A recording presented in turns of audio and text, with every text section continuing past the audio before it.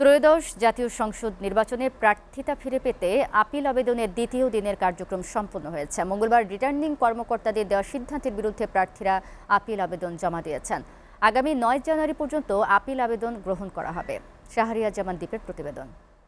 ত্রয়োদশ জাতীয় সংসদ নির্বাচনে প্রার্থিতা ফিরে পেতে রিটার্নিং কর্মকর্তাদের সিদ্ধান্তের বিরুদ্ধে আপিল কার্যক্রমের দ্বিতীয় দিন ইসিতে আবেদন করেছেন প্রার্থীরা।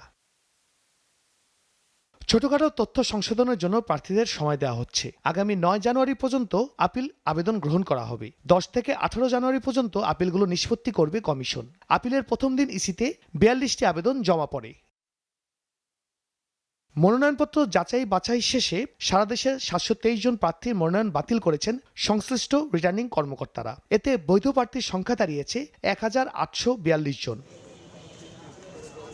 এখন পর্যন্ত ঢাকায় সর্বোচ্চ 15টি, রংপুরে 3টি, রাজশাহীতে 5টি, খুলনায় 3টি, বরিশালে 1টি, ময়মনসিংহে 1টি, ফরিদপুরে 7টি, কুমিল্লায় 5টি ও চট্টগ্রামে 2টি আপিল আবেদন জমা পড়েছে। হলফনামায় টোটাল 5টা সিগনেচার 5 জায়গায় দেওয়া লাগে, সেখানে আমার একটা সিগনেচার ক্যান্সেল হয়েছে। এটা ছিল মূল রিজন। নট অনলি দ্যাট, আমার যেই ইনকাম ট্যাক্সের বিবরণের সাথে আমার হলফনামার বিবরণের সাথে কিছু গরমিল ছিল। মানুষের জন্য কাজ করবে, কিন্তু সেই সকল যোগ্য মানুষগুলোকে আপনারা নির্বাচনে যাতে অংশগ্রহণ করতে না পারে, সেজন্য শেখ হাসিনা কিন্তু এই রুলসটা আগে বানিয়েছিল, যে সমর্থন লিস্ট। আজকে কাগজপত্র জমা দিয়ে গেলাম সবগুলি। এটা একটা হয়রানি। আমার মনে হয় যে এই সামান্য যে ভুল মানুষের হতেই পারে। আমার তো এমন কোনো ভুল হয়নি যে আমি আমার সম্পদের বিবরণীতে আমি অনেক তফাৎ হয়েছে বা আমি দুর্নীতিগ্রস্ত, ঋণগ্রস্ত, এরকম তো না। আমার এই সার্টিফিকেটের একটা সমস্যা ছিল, ইসলামে লেখা ভুল ছিল, ভুল ক্রমে লেখা হয়ে গেছে, যার কারণে আমার প্রার্থিতা বাতিল হয়েছে। আমি আবার আপিল করেছি।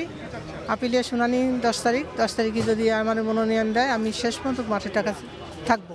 গেল 4 জানুয়ারি ঋণ খেলাপি, কর ফাঁকি, ভোটারদের স্বাক্ষরে গলমিল ও দাপ্তরিক নথিপত্রের ঘাটতির কারণেই বেশিরভাগ মনোনয়নপত্র বাতিল করেছে রিটার্নিং কর্মকর্তারা।